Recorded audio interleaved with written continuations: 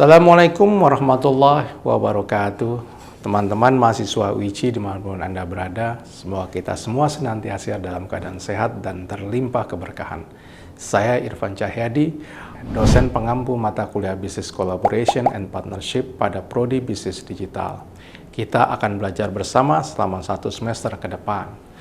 Teman-teman, dalam pertemuan kedua ini, topik kita masih terkait dengan konsep dan definisi dari kolaborasi dan kemitraan dalam bisnis.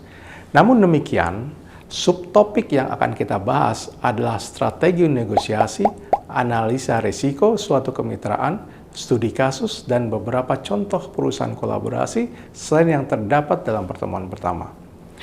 Dalam melakukan kolaborasi atau kemitraan, perusahaan perlu mempunyai suatu strategi yang jelas, bertujuan untuk melindungi perusahaan dari suatu kesalahan ataupun kerugian pada saat melakukan kolaborasi dengan perusahaan lain. Definisi strategi menurut ahli. Menurut Porter, strategi adalah sebuah alat yang cukup penting guna untuk mendapatkan sebuah keunggulan dibandingkan dengan yang lainnya. Bryson mendefinisikan strategi sebagai pola tujuan, kebijakan, program tindakan, keputusan, atau alokasi sumber daya yang mendefinisikan bagaimana organisasi itu, apa yang dilakukan, dan mengapa organisasi melakukannya. Sedangkan menurut Hussein Umar, strategi adalah suatu proses penentuan rencana para pemimpin puncak yang berfokus pada tujuan jangka panjang organisasi.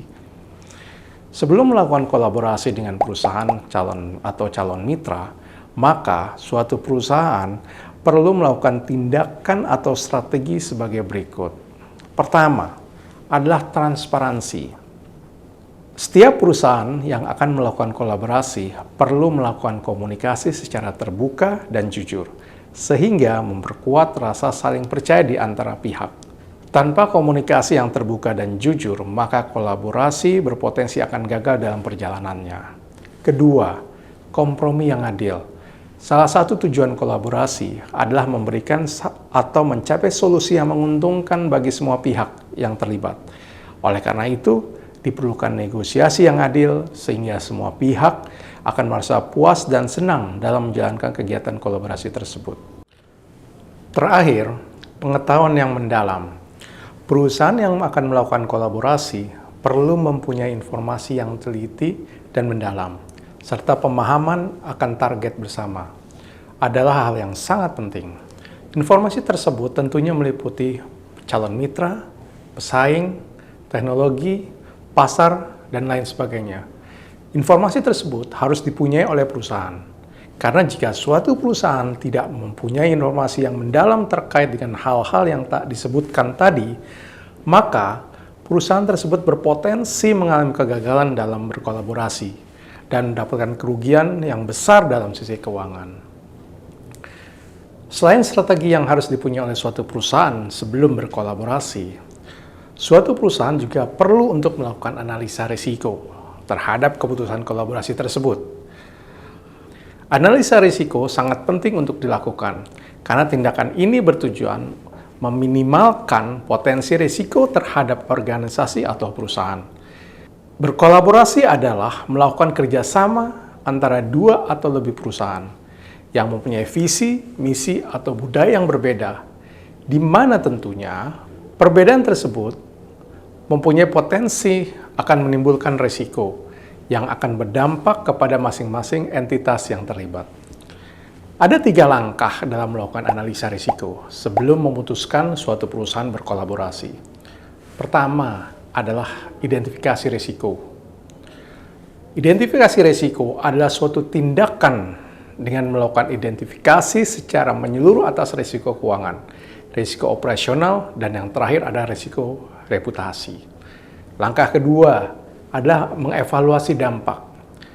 Adalah tindakan menganalisis dampak yang mungkin terjadi akibat adanya kolaborasi tersebut, yang kemudian perusahaan akan menetapkan langkah-langkah mitigasi dalam mengatasi risiko-risiko yang terjadi. Dan yang terakhir atau ketiga adalah menyusun langkah darurat, di mana perusahaan perlu membuat dan menyusun langkah-langkah darurat jika kolaborasi dengan perusahaan lain tersebut tidak sesuai dengan tujuan perusahaan, termasuk dalam penyusunan langkah darurat ini adalah exit strategi dari perusahaan sebagai langkah terakhir untuk mengakhiri kolaborasi tersebut. Tahap berikutnya atau yang terakhir dari pembahasan kita adalah perusahaan yang melakukan kolaborasi perlu melakukan kegiatan evaluasi atas kinerja kemitraan tersebut. Hal ini untuk melihat apakah kolaborasi yang dijalankan telah sesuai dengan tujuan perusahaan dan juga menguntungkan, atau malah sebaliknya, kolaborasi tersebut akan menyebabkan kerugian yang besar bagi perusahaan. Dalam melakukan evaluasi kinerja, perusahaan perlu melakukan langkah-langkah berikut agar evaluasi yang dilakukan nantinya berjalan dengan baik dan fair, serta sesuai dengan parameter yang kita telah tentukan. Pertama, penentuan kriteria sukses. Perusahaan-perusahaan yang berkolaborasi perlu menentukan selain tujuan yang hendak dicapai, juga adalah kriteria kesuksesan kolaborasi itu sendiri. Misalnya adalah, jika perusahaan melakukan kolaborasi, maka penjualan produk hasil kolaborasi tersebut akan meningkat dalam jumlah tertentu. Tidak hanya adanya kenaikan penjualan saja. Contoh, adanya kolaborasi Samsung dan grup band Korea BTS harus menghasilkan penjualan smartphone yang premium lebih dari 1 juta unit. Kedua, mengukur kinerja. Berkaitan dengan langkah pertama tadi, dijelaskan bahwa masing-masing perusahaan yang berkolaborasi perlu melakukan monitoring atas pencapaian tujuan dan mutu pencapaian kerjasama. Dengan adanya target 1 juta penjualan smartphone tersebut, maka akan memudahkan perusahaan yang berkolaborasi mengukur kinerja hasil kolaborasinya. Dan langkah yang terakhir atau langkah yang ketiga adalah pelaporan hasil. Pelaporan hasil kolaborasi adalah langkah strategis yang perlu dilakukan perusahaan karena informasi keberhasilan akan memberikan energi positif yang dibutuhkan, baik itu oleh pimpinan ataupun para staf pekerja. Sebaliknya, pelaporan hasil negatif dengan segera akan memberikan informasi yang dibutuhkan oleh pimpinan perusahaan untuk segera mengambil langkah-langkah antisipasi ataupun penghentian kolaborasi. Teman-teman mahasiswa UCI dimanapun Anda berada, demikianlah penjelasan dapat sampaikan terkait dengan pengertian dan konsep kolaborasi bisnis suatu perusahaan.